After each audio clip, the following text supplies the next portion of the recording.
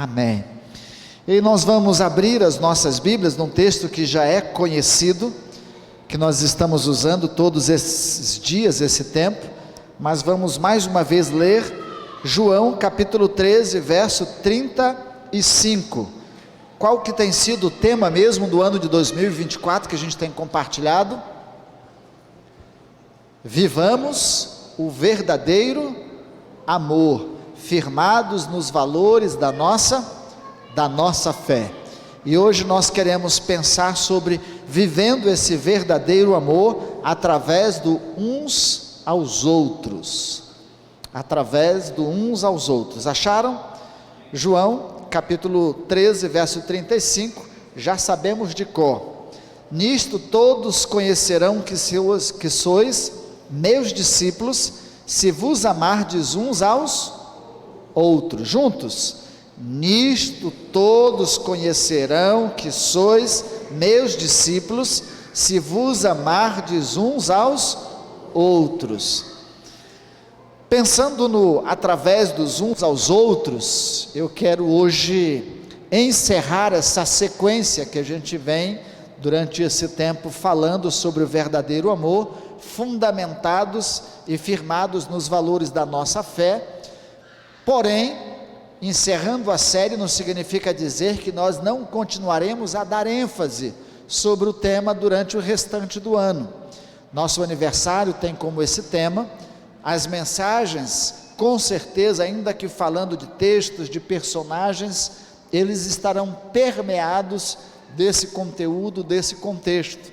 Também da segunda parte do tema, que é firmados nos valores da nossa fé. Encerramos hoje aqui, espero encerrar, mas a ênfase, ela continua por todo o ano. Amém? Foi bom para vocês? Eu espero que tenha sido como foi bom para mim. Pensar em viver o verdadeiro amor através do uns aos outros, eu quando pensava sobre isso me lembrei das cacimbas. Alguém sabe o que é isso? Tem nordestino aí, cacimba, poço, né? Mas naquela época a gente fazia pequenos poços, né?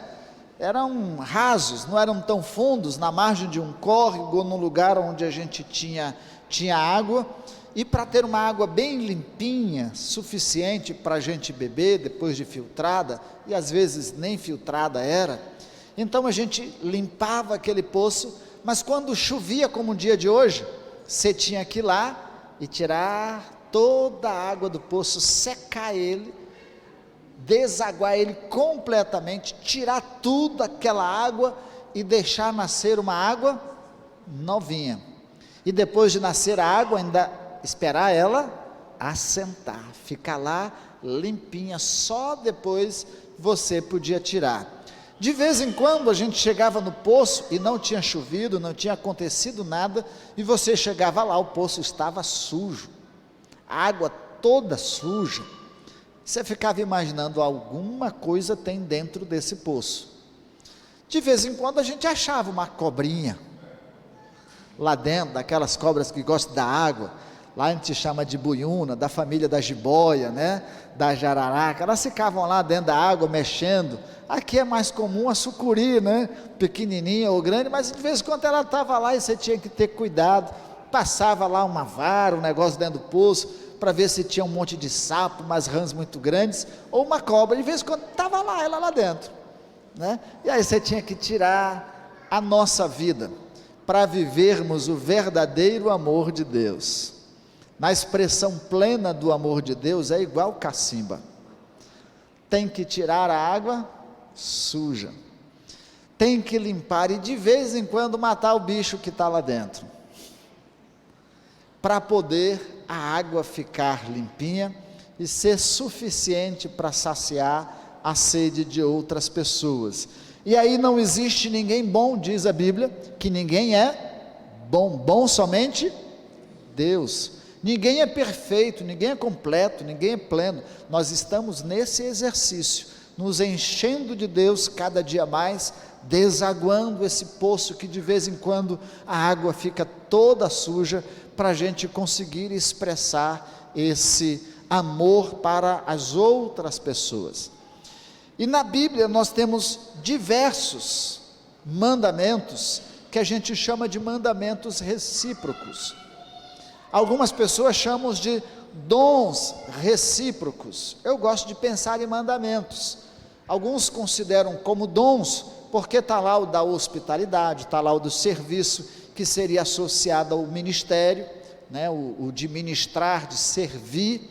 Então, associado a alguns dons, embora eles estejam no imperativo, eles consideram como dons recíprocos, mas são mandamentos, eu gosto de pensar assim, porque elas estão sempre, ou eles estão sempre no imperativo, como por exemplo, amai-vos uns aos outros, edificai uns aos outros, orai uns pelos outros, e a gente vai ver um pouco desses mandamentos recíprocos, para que a gente consiga manifestar esse amor pleno de uns para com os outros. São ordens muito expressas, e eu quando digo que encerro hoje, só pensar nos amores, ou na reciprocidade, isso já daria uma série, porque são mais de 25 desses mandamentos no Novo Testamento, do uns aos outros. Então, se fôssemos pensar em cada um deles,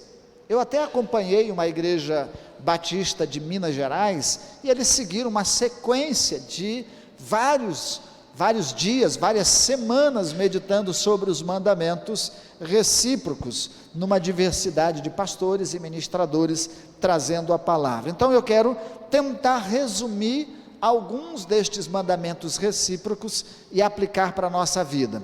Me sigam então, eu vou pedir que vocês confiram nas referências bíblicas e a gente vai trazendo as aplicações, embora reduzida. Você pode continuar estudando como Danilo tem feito, né? Seguindo o tema e acompanhando, aprofundando o tema para a sua vida. Primeiro, saudai uns aos outros. Repita comigo, saudai uns aos outros. Primeira coisa que a gente tem que aprender na igreja é saudar uns aos outros. Tem gente que chega aí,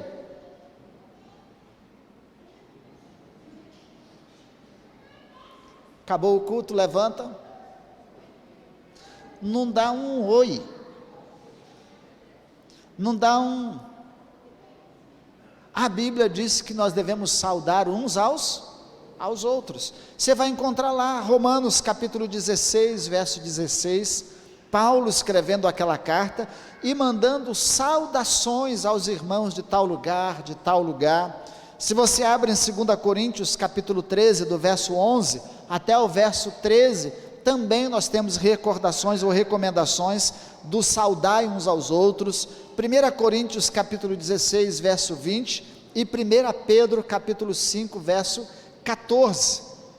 E olha que eu nem estou mandando fazer a recomendação literal da saudação bíblica, que era o ósculo santo. Sabe o que é isso?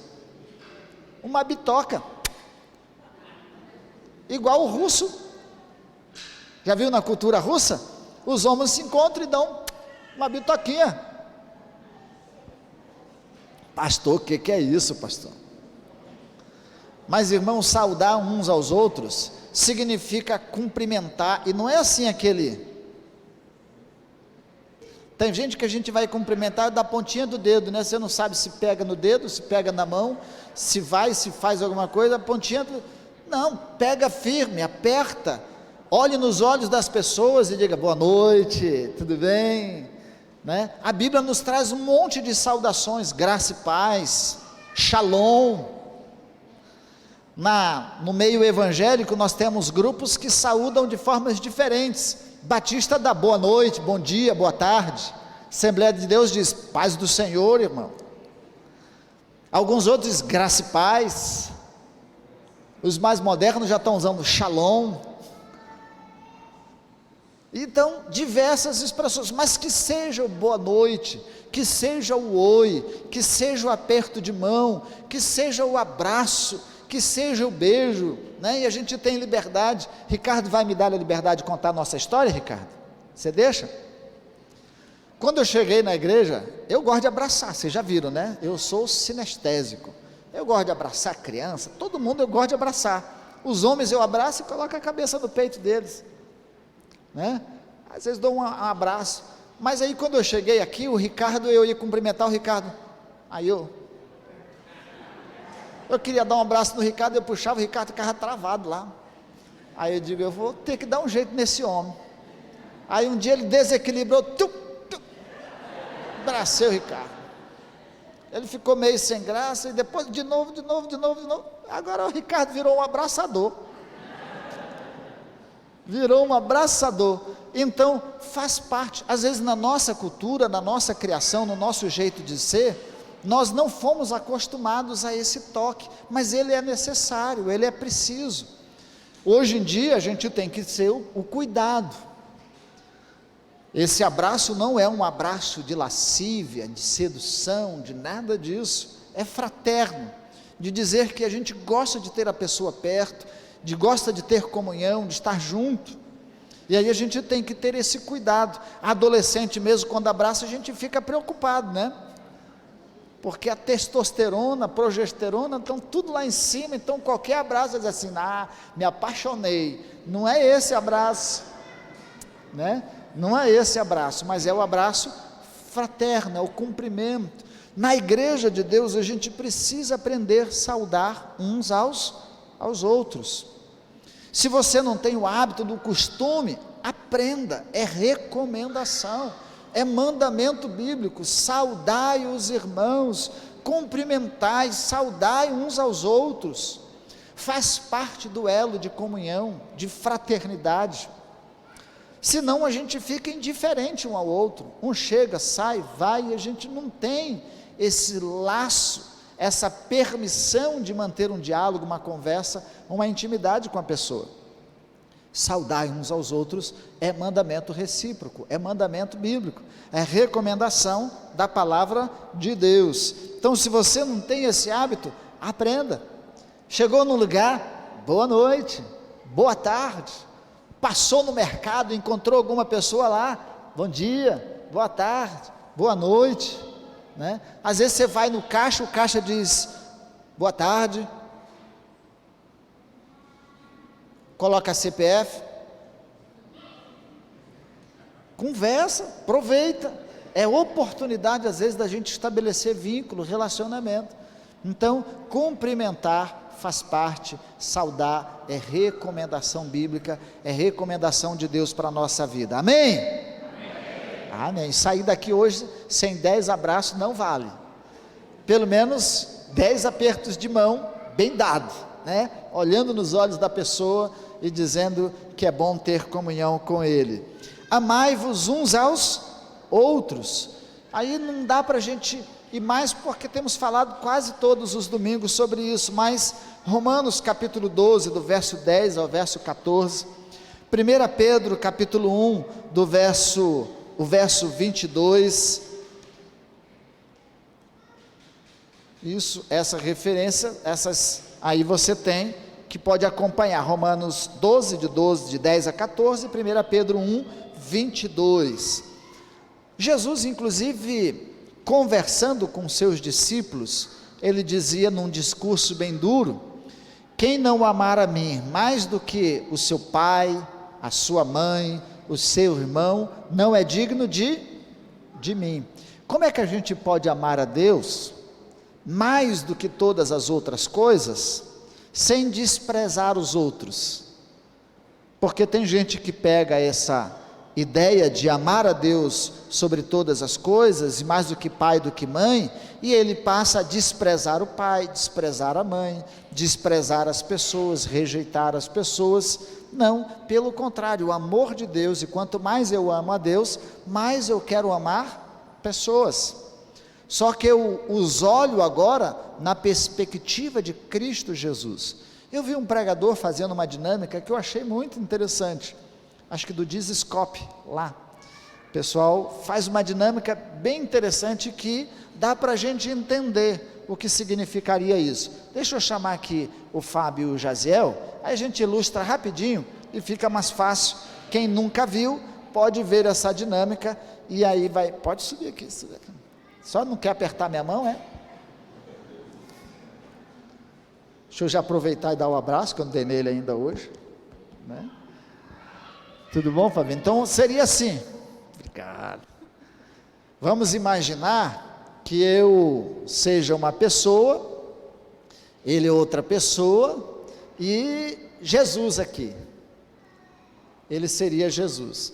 Então algumas pessoas entendem assim, olha, se eu tenho que amar a Deus sobre todas as coisas, aí eu venho para cá, fico no meio, meu pai, representando minha mãe, representando meus amigos, mas eu tenho que amar mais a Deus do que você, então dá licença, aí eu vou amar Jesus, eu vou ser espiritual, eu fico tempo com Jesus, eu amo Jesus, eu abraço Jesus, eu canto para Jesus, e aí eu vou para a igreja, desobedecendo meu pai, vou fazendo, eu amo Jesus, eu amo mais Jesus do que todos os outros, e vai ficando de lado as outras pessoas, está certo isso?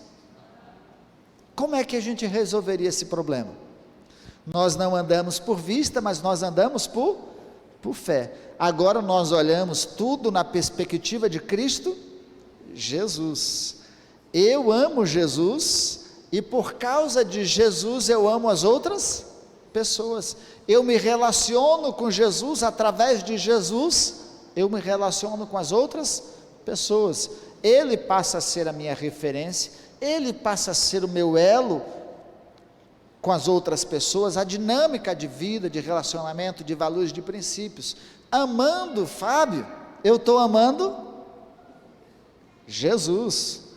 Me relacionando bem com Fábio, eu estou me relacionando bem com Jesus. Eu não posso separar uma coisa da outra.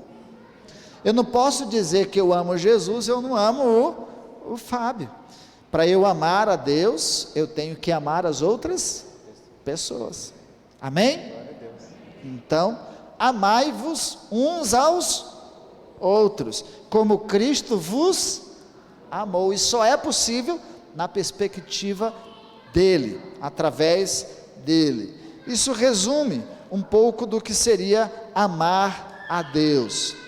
Acolham uns aos outros. Romanos capítulo 15, do verso 5 ao verso 7, nos ensina que é preciso acolher uns aos outros. Acolher é o sentido de acolher mesmo, de trazer para perto, de receber, de não rejeitar, de não desprezar, de não desvalorizar a outra pessoa. O significado aqui é de acolher alguém que precise de você. Isso não significa dizer que você tem que concordar plenamente com os valores éticos ou morais da outra pessoa. Isso não significa dizer que ele é uma pessoa boa, perfeita, maravilhosa, e você tenha que conviver com ele.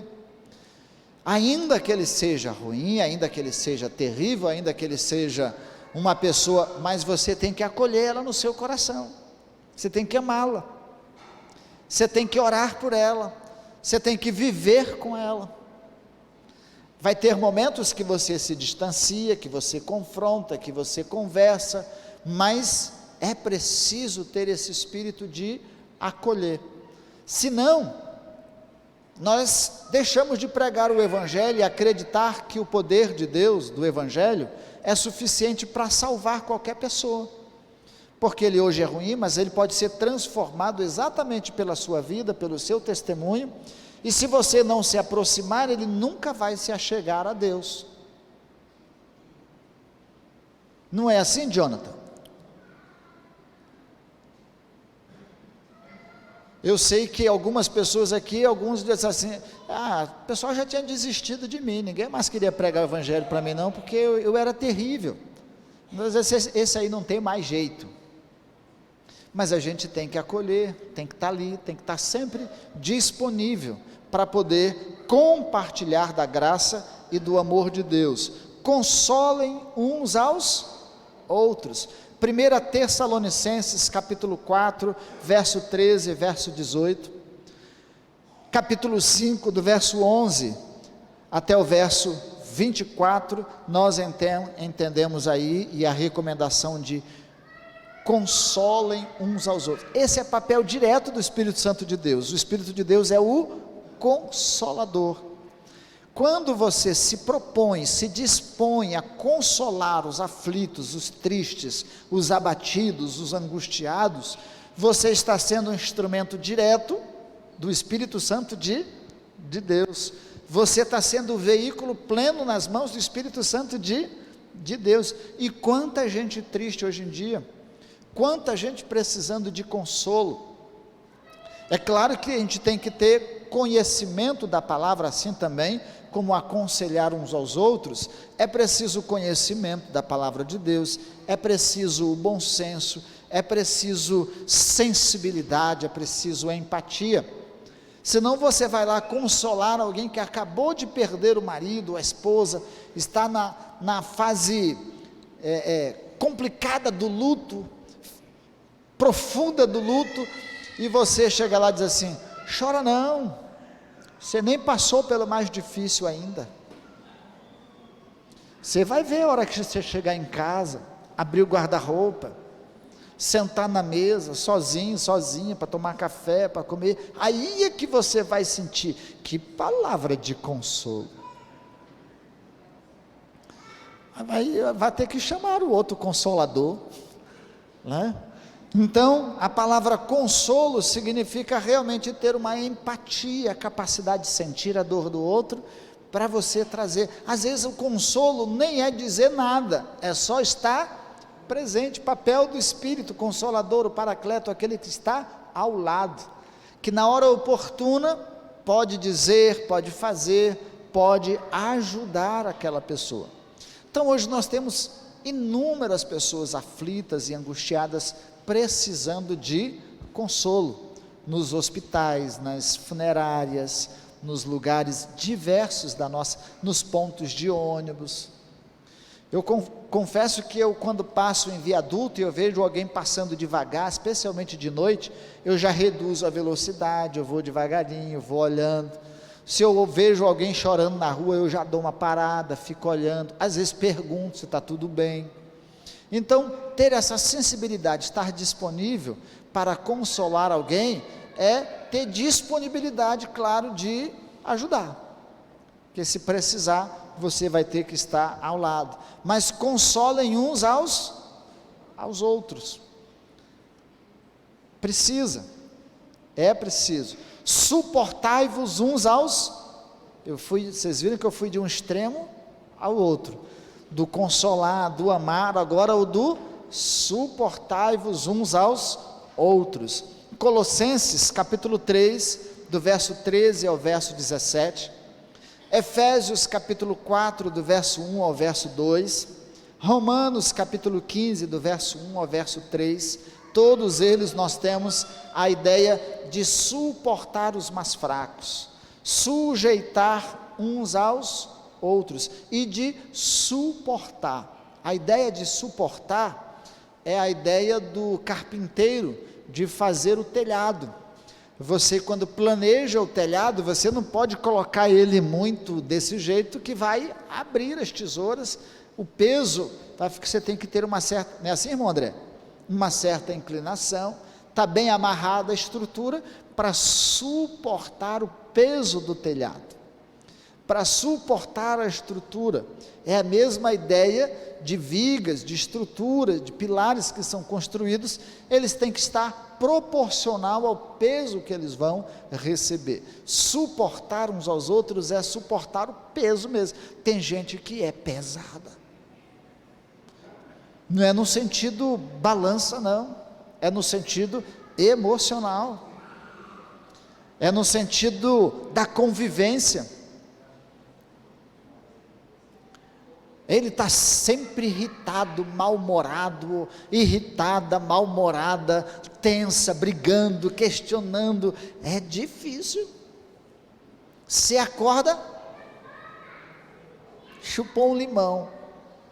No meio do dia, 2 limões, o final do dia uma limonada inteira.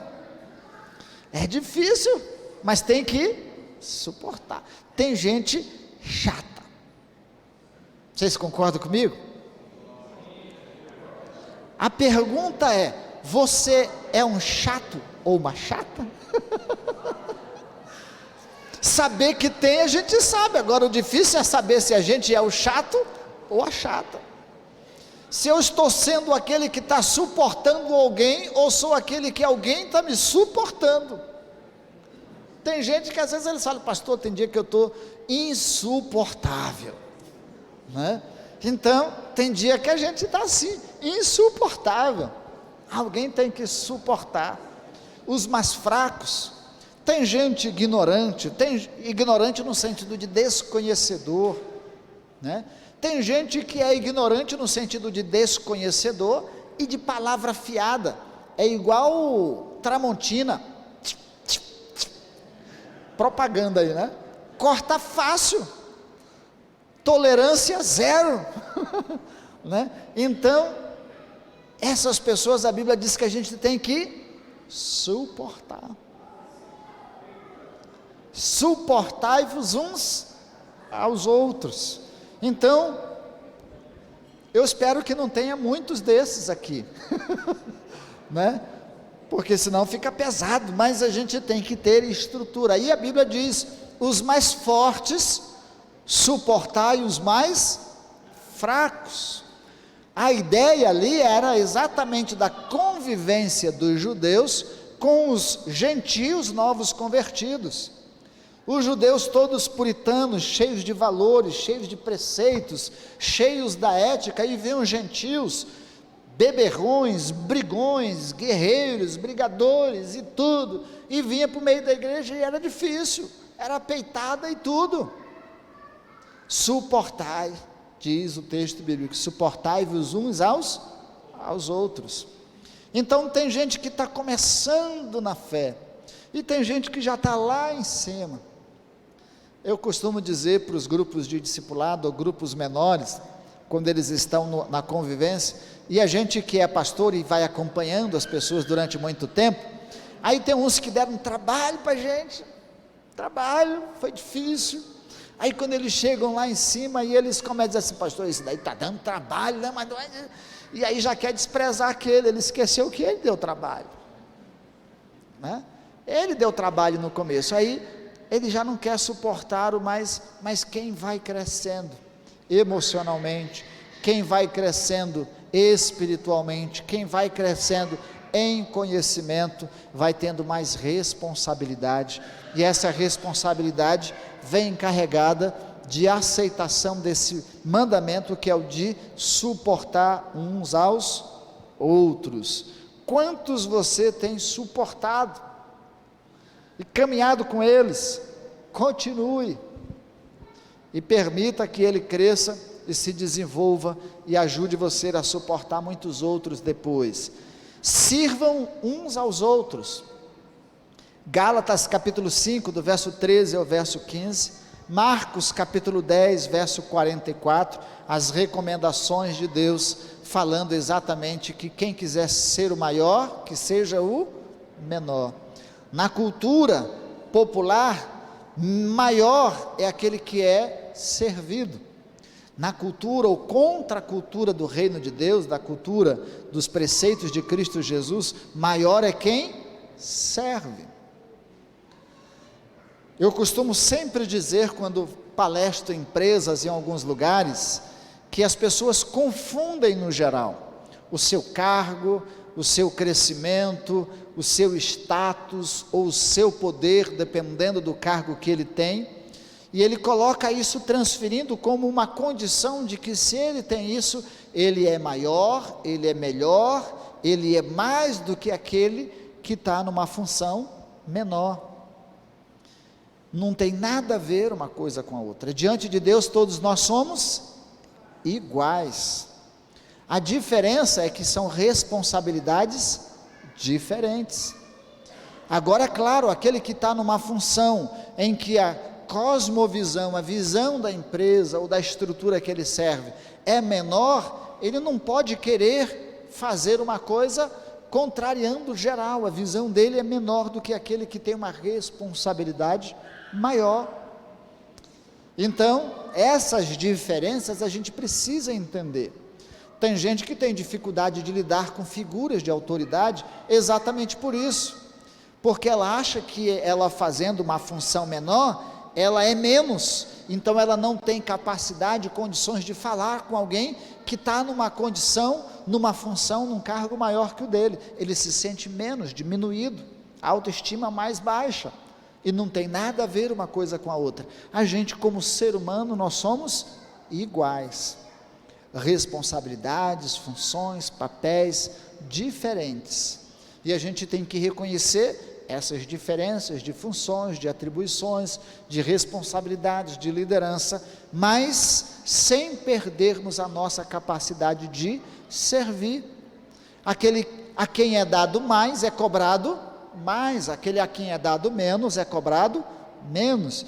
Responsabilidades diferentes, mas pessoas iguais, que prestam contas à mesma pessoa diante de Deus. Se na igreja eu limpo o banheiro e prego aqui, quando eu estou limpando o banheiro, eu não sou menos do que quando eu estou pregando, e quando eu estou pregando, eu não sou mais do que quando eu estou fazendo qualquer outra função, que para algumas pessoas é menor. A ideia é sempre servirmos uns aos outros, fazer o que é melhor para outra pessoa, atendê-lo em uma necessidade, em uma coisa que ela precise. Então, compartilharmos a vida, servindo uns aos outros, é recomendação bíblica. Tem gente que não gosta de fazer favor para ninguém, tem gente que não gosta de fazer nada para ninguém, tem gente que não se disponibiliza para fazer nada para ninguém. E se você pede para ele fazer alguma coisa, faz isso dali para... Às vezes a gente até pede como se fosse para a gente, né? Por gentileza, por favor, faz isso para mim. Não vou fazer não, agora não vou, não quero não. Nunca está disponível, nunca pode, nunca é possível. E no reino de Deus, da mesma forma, nós servimos a Deus, que tão prontamente nos serve em todo o tempo. Então, servir ao Senhor no reino, na obra de Deus, é parte dessa disponibilidade de servir. E a gente serve no reino, servindo uns aos outros. Amém? Então, sirvam uns aos outros. Honrem uns aos outros. Honrar é uma coisa difícil para nós, porque a nossa tendência, no geral, é reclamar. A pessoa faz a comida a vida inteira para você, todos os dias. Você agradece? Diz que a comida está boa, mas no dia que está ruim, você fala o quê? Essa comida hoje está péssima, meu Deus,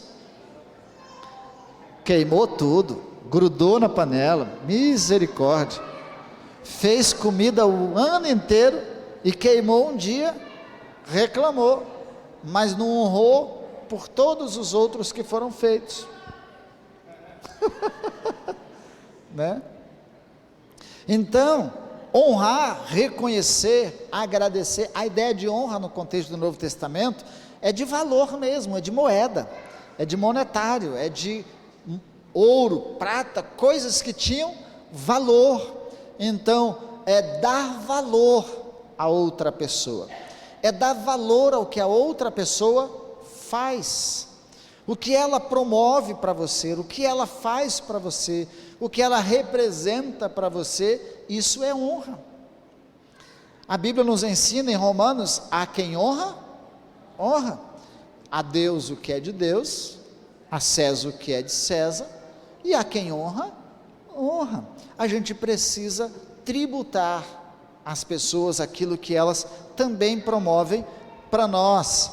E aí a gente poderia discorrer sobre vários grupos a quem a gente pode dar honra.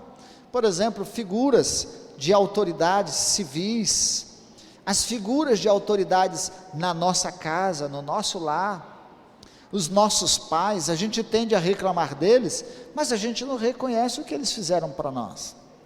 Nos deram a vida, nos geraram, nos trouxeram esse mundo, nos dão comida todo dia, nos dão educação, nos dão moradia, nos dão veste, nos dão isso, mas o dia que não me deixa sair com os amigos, meu pai não presta, minha mãe não presta. Esquece tudo o que recebe, até danoninho. Nossa, vocês deram um trabalho, eu dei, mas vocês também deram muito trabalho. Já pensou? Até os 2 anos de idade, você era limpado, você fazia caca em qualquer lugar, e alguém tinha que limpar todas as suas cacas, limpar, cuidar, fazer tudo, e aí depois cresce, meu pai, minha mãe, deu trabalho. Então, honrar, reconhecer no ambiente familiar também é necessário. E honrar aqui não é só fazer elogios, é tributar mesmo, é dar o lugar devido àquela pessoa, à sua figura, à sua representação na nossa vida. E aqui eu não estou falando que as pessoas são perfeitas como pais, ou como autoridades civis, ou qualquer coisa, mas é a gente reconhecer. A gente batista tem pouco esse reconhecimento, essa tributação. Os nossos líderes de PGMs, nossos líderes de ministérios, as pessoas que exercem liderança sobre nós, a gente pouco honra elas. Eu não estou dizendo que vocês têm que me honrar, mas no sentido de honra, de reconhecer o esforço, a dedicação, o tempo que eles dão para nós. Então, a Bíblia diz que é preciso honrarmos uns aos outros, é reconhecermos uns aos outros. Sejam hospitaleiros. 1 Pedro capítulo 4, verso 7 e verso 9, Hebreus capítulo 13, verso 12, e Romanos capítulo 12, verso 12 a 13. Hoje em dia a gente já não pratica tanto a hospitalidade quanto antigamente, mas há um tempo atrás era muito comum a hospitalidade, especialmente por quando as cidades ainda eram menores, e havia uma grande população rural, e quando vinha para a cidade, onde que ele ficava hospedado? Casa de titia, casa do primo, casa do parente. Tinha dia, tinha mês que a casa estava cheia. A hora de fazer um tratamento médico, ia para a casa do parente. A hospitalidade era um exercício comum. Agora a gente nem dá o telefone para os parentes, que é para poder ninguém saber onde a gente mora, e a gente não hospedar eles. Tem um parente folgado, toda vez que ele vem na cidade, ele quer ficar na minha casa, não aguento mais. Tadinho, se ele precisa, se ele não tem dinheiro para pagar hotel, se ele não tem lugar para ficar, para fazer o tratamento, para tudo. Exercer a hospitalidade é uma recomendação bíblica. Era bom para a gente quando era pastor antigamente, né, pastor Paulo? A gente tirava férias, e aí ia para a casa do amigo pastor lá. Agora a gente não faz mais isso, porque a gente vai incomodar. Hoje a gente fica com muito medo de incomodar, e o medo de incomodar também nos deixa na mesma comodidade de não sermos incomodados. Sermos hospitaleiros, a Bíblia diz que é até um dom. Tem gente que é hospitaleira, que gosta de receber gente em casa, que tem prazer em fazer isso. Eu sei que aqui na igreja a irmã Leide gosta de fazer isso, né? Ela gosta de exercer a hospitalidade, mas é uma recomendação. A Bíblia diz que no exercício da hospitalidade, a gente pode receber anjos. Eu vou dar um testemunho, bem breve, mas na minha casa, a gente sempre exerceu isso, no interior, e depois quando a gente foi para a cidade, até depois que eu casei, durante muito tempo, sempre tivemos alguém morando ou vivendo com a gente cedendo a nossa casa como esse ambiente de acolher alguém que precisava.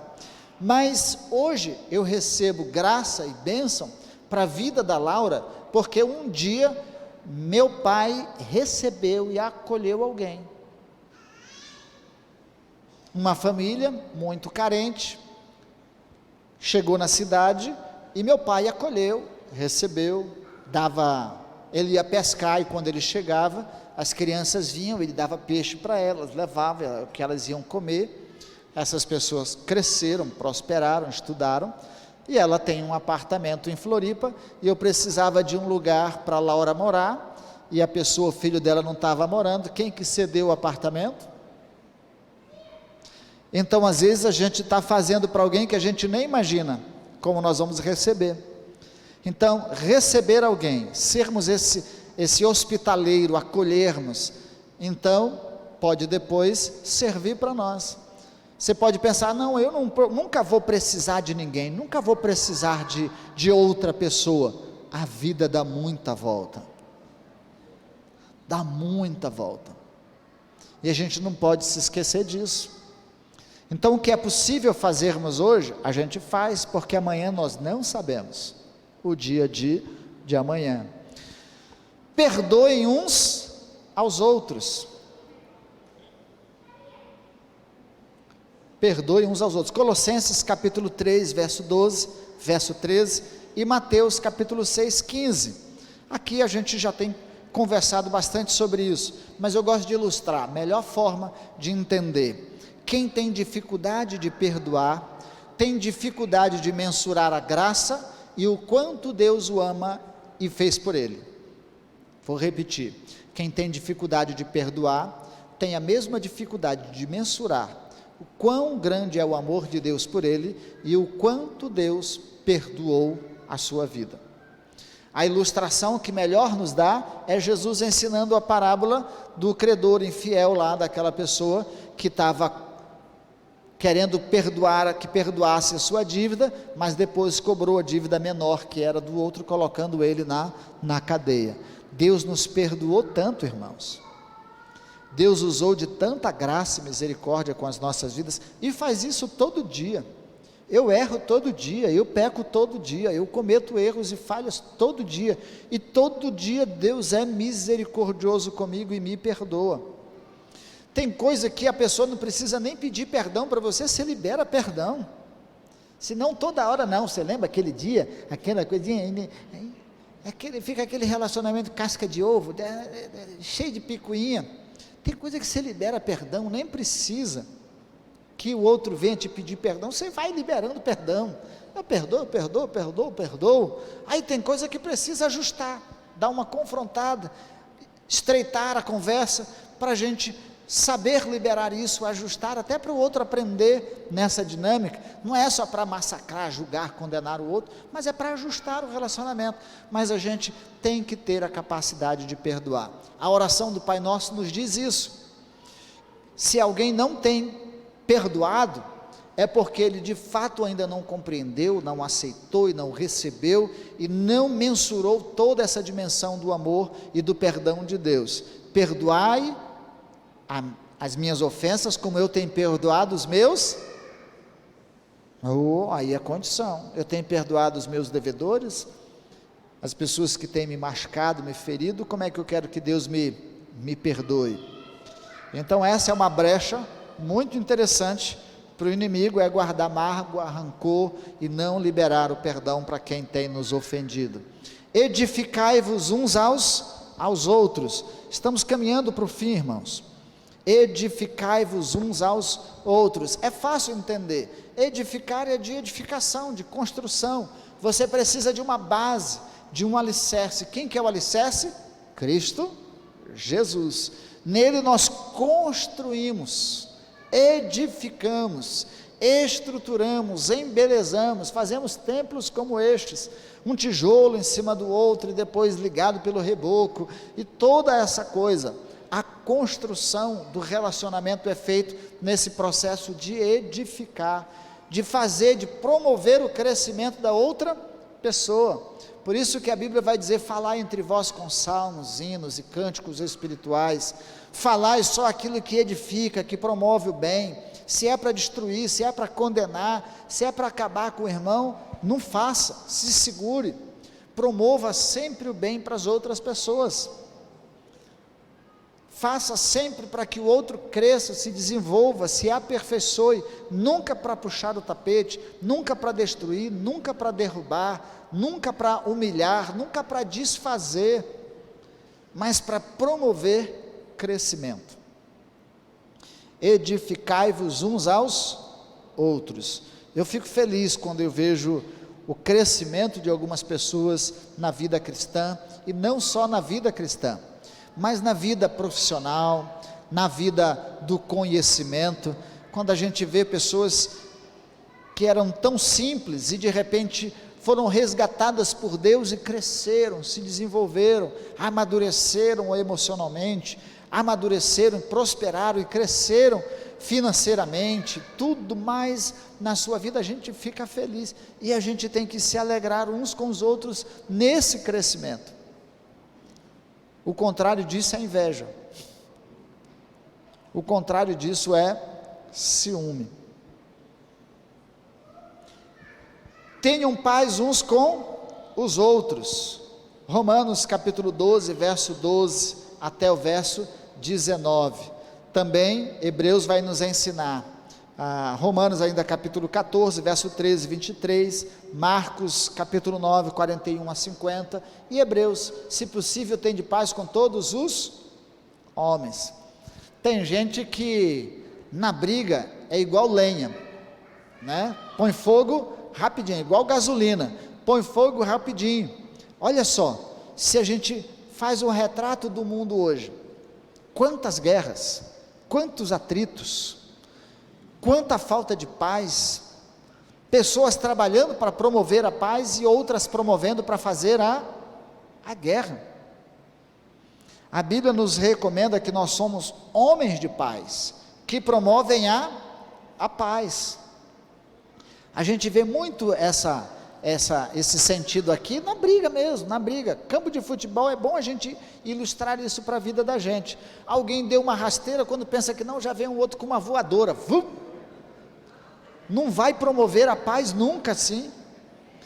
Se um deu uma casquerada com o outro já aumenta a cascaria, então não vai promover a paz. O melhor chega lá, deixa disso, chama para conversa, menos, vamos promover a paz, não a briga. Tem gente que gosta de ver, tem um programa passando aí na televisão, não sei qual que é o nome, mas tem um dia que é o dia, como é que é o nome do dia? É o dia da Sincerão. Aquilo não tem nada a ver de sincerão, não, aquilo tem a ver de confusão, né? A Bíblia fala que a verdade deve ser dita em amor, com o objetivo de promover edificação.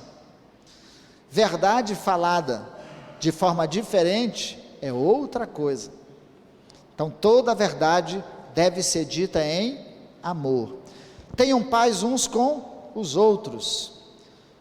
E por fim, os dois últimos, aconselhem uns aos outros. Colossenses capítulo 3, 16, verso 17, Romanos 15, 14, a capacidade de aconselhar, de orientar, de instruir, né, pessoas à luz das Escrituras, à luz das verdades divinas, e para isso é importante ter empatia.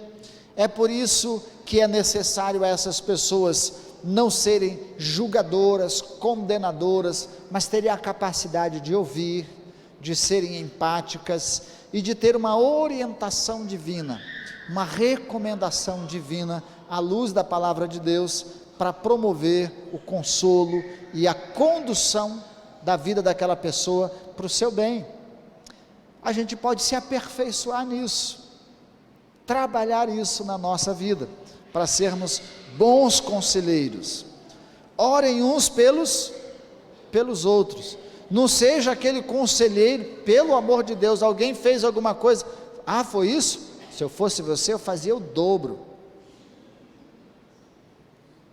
Tem um conselheiro de casal que diz assim, traiu você, trai ele 2 vezes mais.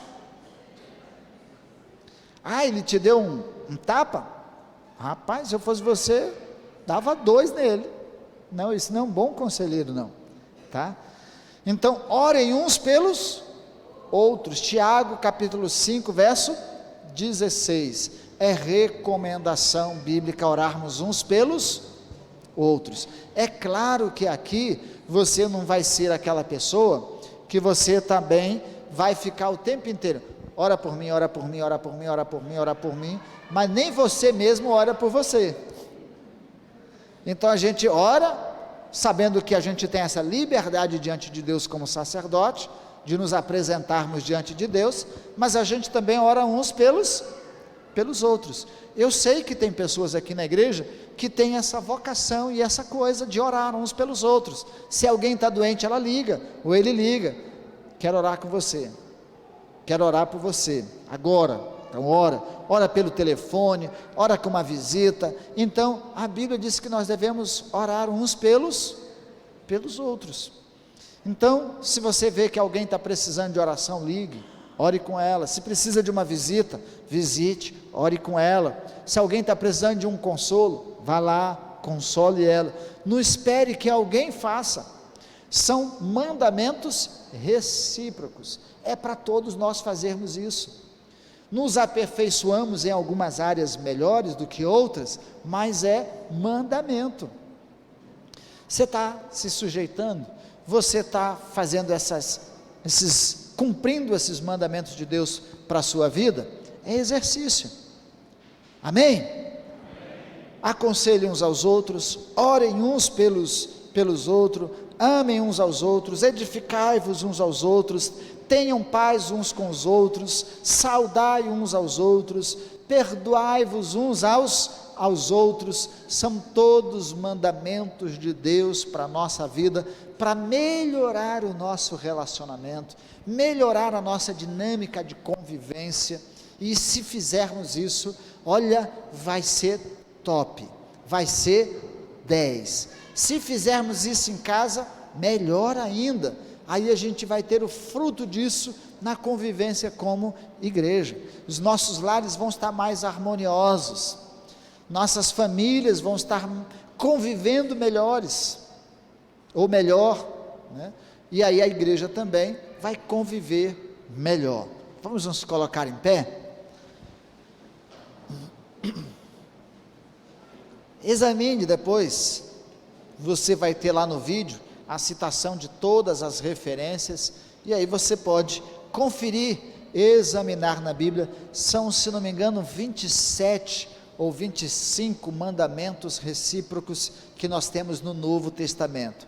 Examine, estude, veja qual desses você tem falhado, qual desses você pode se aperfeiçoar, qual deles tem sido mais destacado na sua vida, e apresente isso como igreja diante do Senhor, dizendo assim: olha, eu tenho usado isso, e trabalhe isso na dinâmica do relacionamento da igreja. Amém? Então, ótimo. Eu sei que essa semana você vai orar por alguém, vai lembrar de alguém que está enfermo, que precisa de um consolo, vai lembrar de alguém que precisa de um conselho, de uma orientação. Você vai lembrar de alguém que precise ser amado, ser abraçado, né, ser cumprimentado, e façamos isso. Oremos. Pai, nós estamos diante do Senhor e precisamos ser aperfeiçoados, precisamos ser trabalhados, e nós falhamos uns com os outros, nós machucamos uns aos outros, e muitas vezes ferimos um ao outro, e a Tua palavra nos ensina também a curarmos uns aos outros por meio desses mandamentos recíprocos, por meio dessas orientações muito práticas e muito claras do Senhor para a nossa vida. Nem sempre estamos conseguindo fazer isto, então nos ajude a exercitarmos, a praticarmos, a vivenciarmos estes mandamentos na nossa vida. Nós queremos que o Senhor nos ajude e pedimos o auxílio do Teu Santo Espírito, que é o nosso ensinador, que é o que nos guia a toda a verdade. Que o Espírito do Senhor traga a nossa consciência, a nossa memória, a nossa lembrança, ó Deus, todos os nossos erros, as nossas faltas, ó Deus, as nossas imperfeições nos relacionamentos, para que a gente melhore, se aperfeiçoe, não esperando do outro, ó Deus, mas trabalhando em nós, ó Deus, fazendo a nossa parte, para que a tua palavra se cumpra na nossa vida, e como igreja, ó Deus, nós sejamos toda ela edificados no amor, e pelo exercício do amor verdadeiro. Pedimos isto, Pai, em nome de Cristo Jesus, amém, amém, amém.